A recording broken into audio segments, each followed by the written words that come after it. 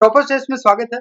Toppers test ने मुझे opportunity दिया है कि मैं जो यूपीएससी ने जारी किया है असिस्टेंट कमांडेंट को लेके 2024 का नोटिफिकेशन, उसको मैं डिटेल्ड मैनर में आप तक पहुंचाऊं। तो शुरुआत करते हैं। यूपीएससी ने जारी किया है ये notification, central armed police force assistant commandant examination 2024 के लिए ये नोटिफिकेशन है। ये जारी किया गया था, रिलीज किया गया है 24 अप्रैल 2024 को। इस एग्जामिनेशन को के लिए अप्लाई करने की लास्ट डेट है 14 मई 2024 और इसको सिर्फ ऑनलाइन मोड में अप्लाई किया जा सकता है। इसको अप्लाई करने के जो पहला स्टेज है वो यूपीएससी की वेबसाइट पे जाके ओटीआर प्रोफाइल बनाना, वन टाइम रजिस्ट्रेशन प्रोफाइल बनाना। इसकी पहला स्टेज है वन टाइम प्रोफाइल बनाना। उसमें आपको जनरल डिटेल्स देनी होगी और वो जनरल डिटेल्स ध्यान से दीजिएगा, क्योंकि पूरी लाइफ टाइम में आप उनको चेंज सिर्फ एक बार कर सकते हैं। फिर आपको examination specific point of view से कुछ इन्फॉर्मेशन देनी होगी। Modification in application form other than OTR, वो आप क्लोजिंग डेट के साथ, उसके 7 दिनों के बाद तक वो डिटेल आप चेंज कर सकते हैं। विड्रॉल ऑफ एप्लीकेशन इसमें अलाउड नहीं है। और आप एग्जामिनेशन फॉर्म भरते टाइम या इस एग्जाम के रिटन टेस्ट में अपीयर होने के लिए या पर्सनैलिटी टेस्ट के अपीयर होने के लिए या मेडिकल स्टैंडर्ड के लिए या फिजिकल एफिशिएंसी टेस्ट के लिए अपीयर होने के लिए एक फोटो आईडी कार्ड आपको देना होगा। वही फोटो आईडी कार्ड जो आईडी कार्ड आप अपलोड करेंगे एग्जामिनेशन फॉर्म में, और उसी आईडी कार्ड का एक नंबर आपको देना होगा। उसी फोटो आईडी कार्ड को आप सब कुछ संभाल के रखना होगा और वो सेम होना चाहिए। जब भी आप इस एग्जामिनेशन, इस जॉब के लिए आप इसके स्टेजेस में एंट्री करें। जो लास्ट डेट है वो 14 मई है, लेकिन उस लास्ट डेट का जो टाइम है उसके बाद अप्लाई नहीं कर सकते, वो है शाम को 6 बजे। और इसमें ऑब्जेक्टिव टाइप क्वेश्चन पेपर आएंगे। बहुत इंपॉर्टेंट है कि एक ही टाइप का, एक ही कलर का पेन यूज करना है, वो है ब्लैक बॉल पॉइंट पेन। ये बहुत इंपॉर्टेंट है। इसके अलावा सब पेन भूल जाइए। यहाँ पे इन नंबर्स पे यूपीएससी को आप कांटेक्ट कर सकते हैं अगर कोई स्पेसिफिक क्वेरी हो। मोबाइल फोन और electronic gadget you examination hall और इंटरव्यू हॉल में अलाउड नहीं है। और फोटोग्राफ अपलोड करने का एक नया तरीका एआई आने के बाद में यूपीएससी ने इंट्रोड्यूस किया है। फोटोग्राफ 10 दिन से पुरानी नहीं होनी चाहिए। किस डेट से 10 दिन से पुरानी नहीं होनी चाहिए? जिस डेट से ऑनलाइन एप्लीकेशन प्रोसेस स्टार्ट हुआ है। और उस फोटोग्राफ पे कहीं ना कहीं नेम ऑफ द कैंडिडेट और डेट, जिस डेट को वो फोटो ली गई है, वो मेंशन होना चाहिए, क्लियरली मेंशन होना चाहिए।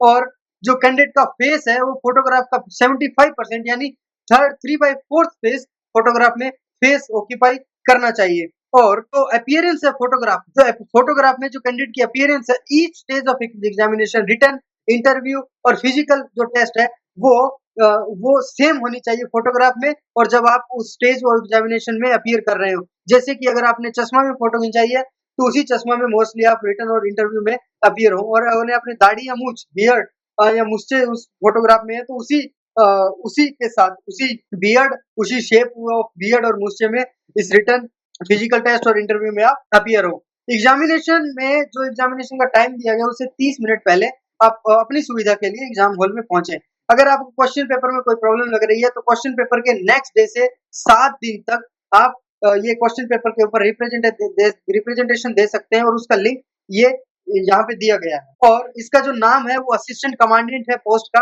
ग्रुप ए पोस्ट है। ग्रुप ए मतलब लेवल 10 की ये पोस्ट है और ये सेम लेवल 10 है जो आईपीएस, आईएएस और आईआरएस जो शुरुआत करते हैं। मतलब जो सैलरी है ऑन पेपर वो सेम होगी। और इसमें किस किस के लिए अब की बार पोस्ट है?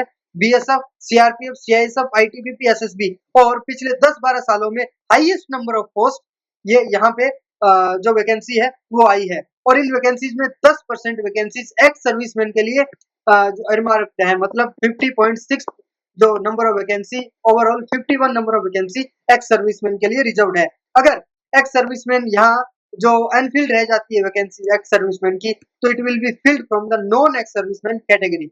सेंटर ऑफ एग्जामिनेशन की बात करें, टोटल 47 सेंटर ऑफ एग्जामिनेशन है। Mostly there is centre of examination in every state mostly. So ये एक सीलिंग है कि एक सेंटर पे कितने जो नंबर ऑफ कैंडिडेट है उनको अलॉट किया जा सकता है, इस पे फिक्स है।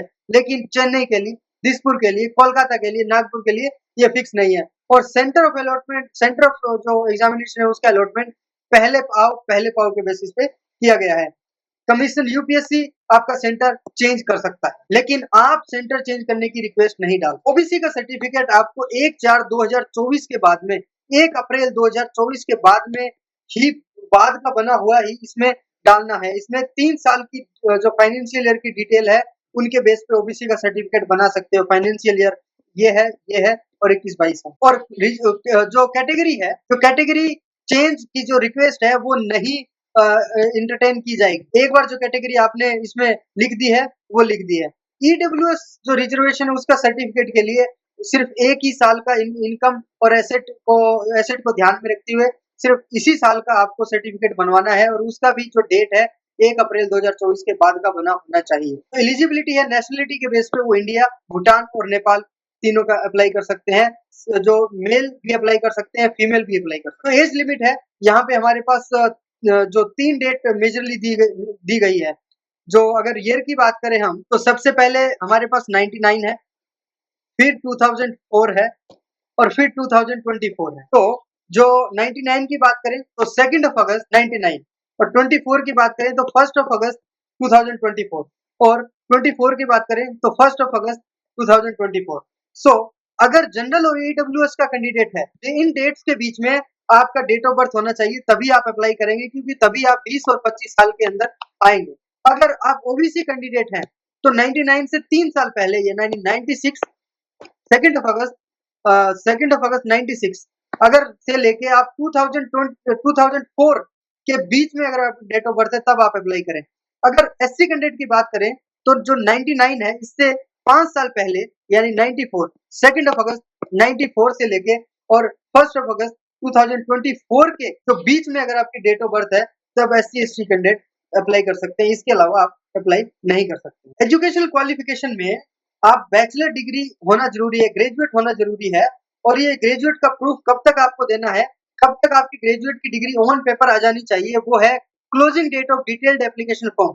देखिए पेपर फर्स्ट में सेकंड में आप क्वालिफाई कर जाते हैं रिटन एग्जाम में, फिर होता है आपका फिजिकल एफिशिएंसी टेस्ट और मेडिकल टेस्ट। उस फिजिकल एफिशिएंसी टेस्ट और मेडिकल टेस्ट में क्वालिफाई करने के बाद कुछ लोगों को इंटरव्यू के लिए बुलाया जाता है। इंटरव्यू से पहले एक डिटेल्ड एप्लीकेशन फॉर्म इसी एप्लीकेशन के फॉर्म की तरह निकलता है, लेकिन सिर्फ उन कैंडिडेट्स के लिए निकलता है जो पहले 2 स्टेज पार कर चुके हैं। और इसकी एक ओपनिंग डेट होती है और एक क्लोजिंग डेट होती है। और इस क्लोजिंग डेट से पहले आपके पास ग्रेजुएशन की डिग्री का प्रूफ होना चाहिए कि आपने पूरी ग्रेजुएशन की डिग्री हासिल कर ली है। और एक बार जो सिलेक्ट हो गया कैंडिडेट 2024 से पहले किसी भी एग्जामिनेशन में, एक कैंडिडेट जो सिलेक्ट हो चुका है किसी भी फोर्स में असिस्टेंट कमांडेंट के लेवल पे, तो वो रीअपीयर नहीं कर सकता है। एनसीसी बी और सी का सर्टिफिकेट किसी के पास है तो इंटरव्यू के टाइम में उसको प्रेफरेंस दी जाएगी, कंसिडर किया जाएगा। इस हिसाब से देख सकते हैं 200 रुपए फीमेल एससी एसटी के लिए कोई फीस नहीं है। अब कौन सा सर्विस चाहिए आपको, बीएसएफ चाहिए, सीआरपीएफ चाहिए, सीआईएसएफ चाहिए, तो ये मेरिट के बेस पे आपको पोजीशन इसमें सर्विस एलोकेशन होगा। और ये आपको इंडिकेट करना पड़ेगा आपकी प्रेफरेंस की। सबसे पहले अगर आपके मार्क्स आते हैं तो कौन सी सर्विस आप सबसे पहले पाना चाहेंगे, अगर वो नहीं मिलती है तो सेकंड पे आपको कौन सी चाहिए, तो वो डिटेल्ड एप्लीकेशन फॉर्म डीएफ में आपको बताना होगा। वो प्रेफरेंस आप भरवा लेंगे वो आपसे कि 1 नंबर पे आप अपने बताइए, सेकंड प्रेफरेंस आप दीजिए, थर्ड प्रेफरेंस आप दीजिए। फिर हमारे पास आता है scheme and syllabus of examination. देखिए स्कीम और सिलेबस ऑफ एग्जामिनेशन के लिए टॉपर्स टेस्ट के द्वारा मुझे बताया गया है कि scheme of examination and syllabus of examination और इंक्लूडिंग फिजिकल एफिशिएंसी टेस्ट और मेडिकल स्टैंडर्ड, इनके लिए टॉपर्स टेस्ट के द्वारा अलग से वीडियो बनाए जाएंगे।